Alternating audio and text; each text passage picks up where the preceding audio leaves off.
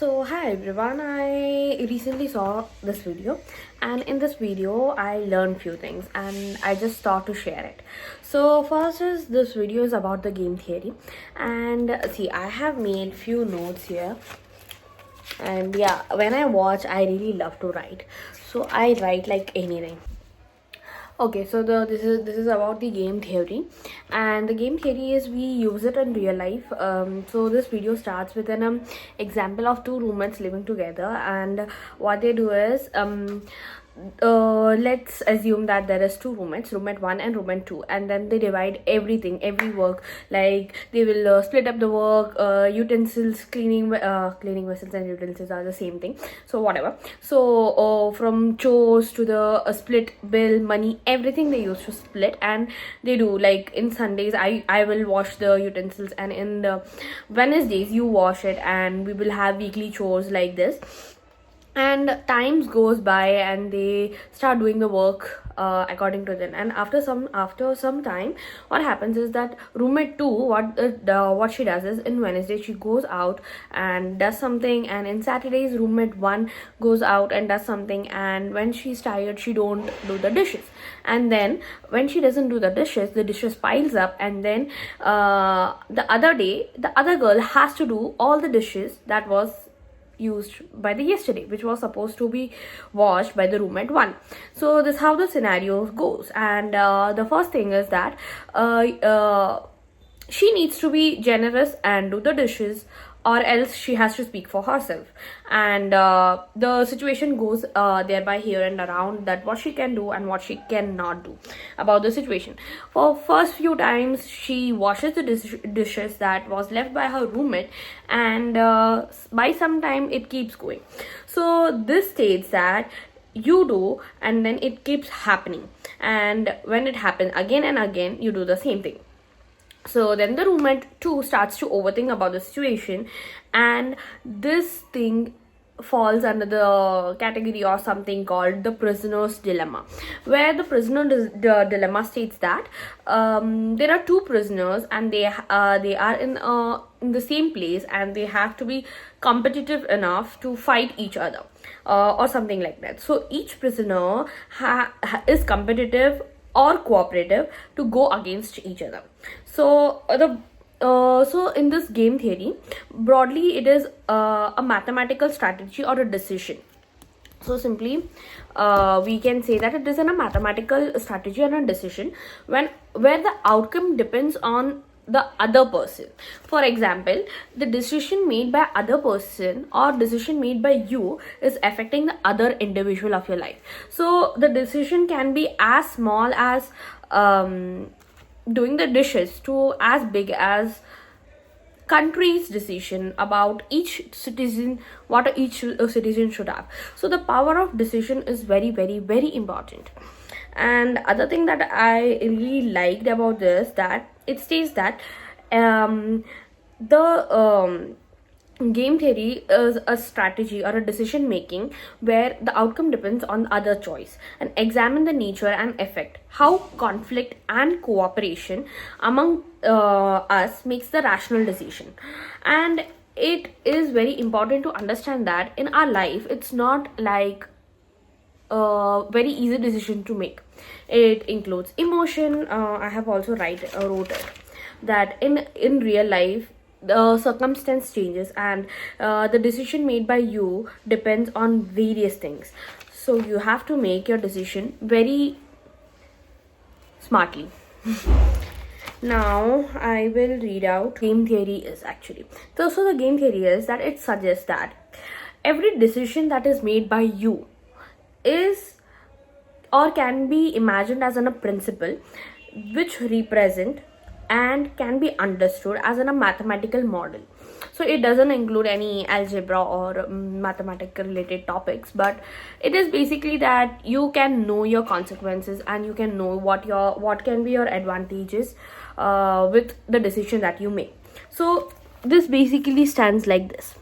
This is the goal, this is a constant, this is a constant, this is the constant, and again back to the goal.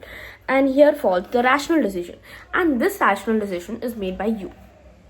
And so Also, there is a very important and very interesting theory that I came to know about, and this is about the scientist who has worked on it. So before that, I'll just explain you what is the game theory is. It is an interaction occurs between multiple decision and where the outcomes depends on other and payoff that I mentioned to us earlier, and it can be as simple as a game as chess or poker.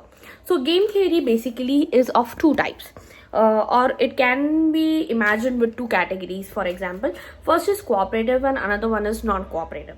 So in cooperative, it is like basic only, where it is like all are dynamic players, the information, the resources, all are exchanged between each other. Everyone is uplifting themselves for their own wins, and this cooperative thing benefits all.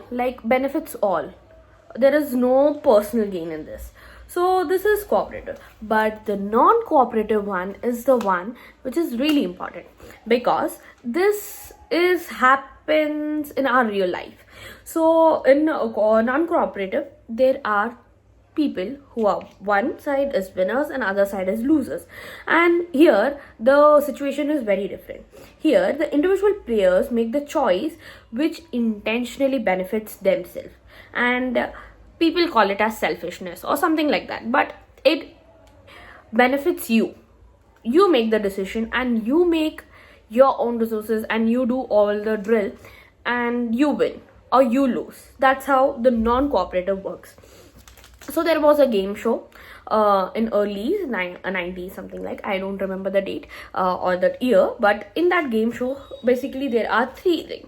It is called split or steal, and you have to split the money or steal the money, and there are two opponents who will play. So there are three scenarios here. Okay, so fun is if both of them choose to split, the money will split and they will have equal amount of money. If one chooses steal and one chooses split, then the steal one takes all the money. There is no partition in the money. He takes all the money. And in steal and steal, both lose the money. So here comes the rational decision making. And this falls with the weakly dominant strategy. But in real life, the decisions are not as simple as half, steal or split, or 0 or 1. Like that. So now you understand that why decision making in real life feels so complicated and so overwhelmed. So in real life, it includes time, it includes emotional, it includes uncertainty, the interaction, leverages and resources. And that's why we all stuck in a phase where we feel like nothing and decision making becomes a headache. So now this is the important and very interesting experiment that I came across, and I would really like to share that in 1980s, there was a political scientist named Robert Axelrod. Let's call him Robert. So Robert tested and wanted to answer this question of what we understand earlier. So he being a scientist, he used the programming and decision making skills and computer programming to understand this. And what the interesting is, he made a game, and in that game he thought that he will make the players play this round. And so basically this is a very complicated thing. I'll explain you. So Robert, the scientist, says that TFT, that is tit for tat, is a very nice and generous way to look after your life or the challenges or the consequences that whatever you are facing, whatever you're going through. Sometimes you need to apply the tit for tat rule. Okay, so how it works is like this. So it has like 4 benefits, you can say, about how tit for tat works. First one was being nice. So in tit for tat, you are being nice, and being nice is such a good thing, because nowadays you hardly meet people who are nice. And why I'm saying that, because being nice will give your character a good way or perspective to see yourself, and you are being rude only when the person in the front is rude, or the person in the front is like defeating you. So it gives you four things: being nice, retaliation, clear mindset, and forgiveness. So retaliation means basically it is discourage the other side of presenting, and forgiveness is something which is done by the mutual cooperation, you can say. And clarity is that you are clear with what you want and what you don't. So tit for tat is something that you can use in your day-to-day life. And why this is very successful, and even after many things that you go through in your life, you should surely see that what are the things that you can control and what are the things you cannot control. And you should not work on the things that you cannot control. Work on the circle of control in your life, and then you will realize that what is a step that I have to take which will justify myself for my need, and what works for me and what works for me and what doesn't work for me actually. And this how the thing is. So just always make your decision and make sure that you're true to yourself. That's it for the day, I guess.